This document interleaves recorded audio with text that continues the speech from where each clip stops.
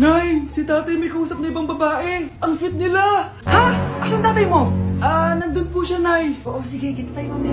Hoy, sino kausap mo? Kaibigan ko lang sa trabaho. Ganda na bracelet mo eto. Binigay lang ng kaibigan ko. Okay. Hello? Nandyan ka pa? Di pa rin kita mas mag-usap? Sandali na lang to, darling. Umamin ka sa akin. May kabit ka, no? Ako may kabit? Nagpapatawa ka ba? Siguraduhin mo lang. A few moments later. Uy, Mare! Uy, anong balita? Tignan mo yung bracelet na binigay sa akin ng boyfriend ko. Wow, ganda! Ganda, di ba? Sabi niya mahal daw to. Hello po, ma'am? Hinahanap po kasi namin yung nagnakaw ng bracelet. Ganito po yung itsura niya. Mare, sabihin mo wala ka nakita. Sige. Sir? Sila po yung nagnakaw. Mare! Akala mo di ko alam na ikaw ang kabit ng asawa ko? Anong mangyayari dito, darling? Oh, eto na pala siya. Couple bracelet pa kayo, magpapaliwanag ako, darling. Sumama na kayo sa akin sa pasinto. Sige na, huliin nyo na yan. Darling, magpapaliwanag ako. Darling! Walang hiya ka! Magbabayad ka! Exam na namin bukas. Kailangan ko na mag-review. Ang hirap. Huwag ka na mag-review, te. Kunin mo yung cellphone mo, tapos mag-TikTok ka. Hindi ko gagalawin yung cellphone ko. Naku, sayang lang oras mo kaka-review. Masasaya ka pa sa TikTok. Oo na, magti-TikTok na ako. A few moments later. Anak, pinagluto kita ng favorite mo. Kain ka na. Wow, ang sarap ng pagkain. Pero konti lang kakainin ko kasi diet ako eh. Kain ka ng madami. Ubusin mo na lahat. Minsan lang yan. Hindi ako magpapatukso sa pagkain. Konti lang kakainin ko. Sabi nga nila, love your body. Huwag mong pigilan yung sarili mo kung di mo kaya. Go na, ubusin mo na lahat yan. Tangina! Oo na! Ubusin ko na lahat to. Anak, sabi ng teacher mo, bagsak ka daw. Simula ngayon, bawal ka na mag-cellphone, ha?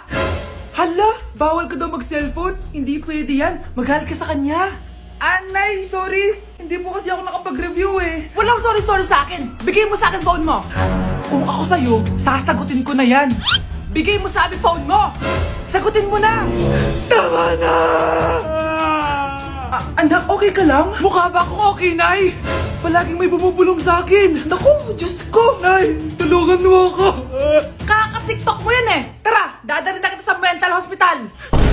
Breaking news. Magla-lockdown ng Pilipinas dahil sa taas ng kaso ng COVID. Bakit COVID yun nasa balita? Di ba monkeypox na tayo ngayon? Anong monkeypox, Nay? COVID pa lang tayo ngayon. Naku, Nay, sayo na lang tayo. Yung uso yun eh. Yung uso ngayon, eto. These hoes turn up, they know. When the picture man say pop. Nice, gusto niyo po? Oh, ano naman yan? Dalgona coffee. Yung uso ngayon. Dalgona coffee? Hindi ka pa rin naka-move on dyan? Anak, isda ka ba? Nay, ginagawa ko yung workout ni Chloe Ting. Sama ka? Chloe Ting? Sino naman yun? Kapit ng tatay mo yun, oh. Oh, anong kailangan nyo? Eto po yung ayuda nyo. Thank you. Ang konti naman ang ayuda nyo. Wala bang sushi dito? A few moments later. Pabili po. Magkano po itong alcohol? 300 po, ma'am. Mahal. Etong isang box ng mas. 500 po.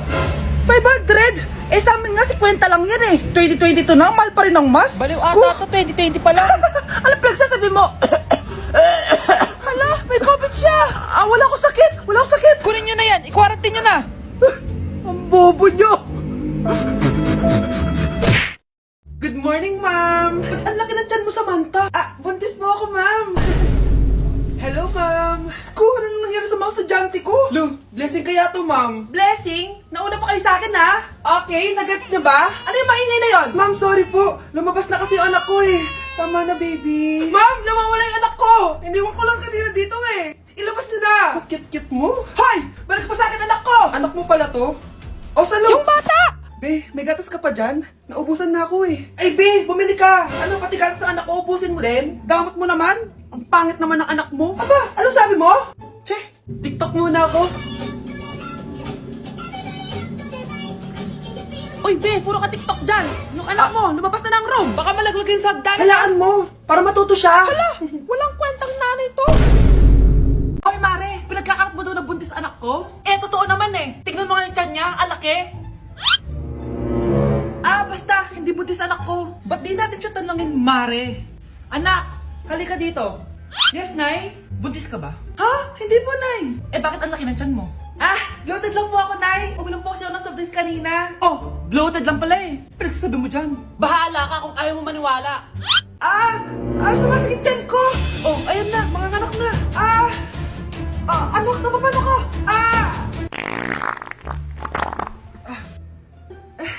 Baho. Ang sakit. Parang iba na to, Nay. Anak, papiga ka. Anak, hinga ka na malalim, ha? Ire. Sige pa.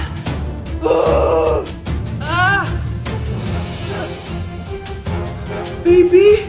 Sorry, Nay. Tinago ko sa'yo na buntis ako. Okay lang, anak.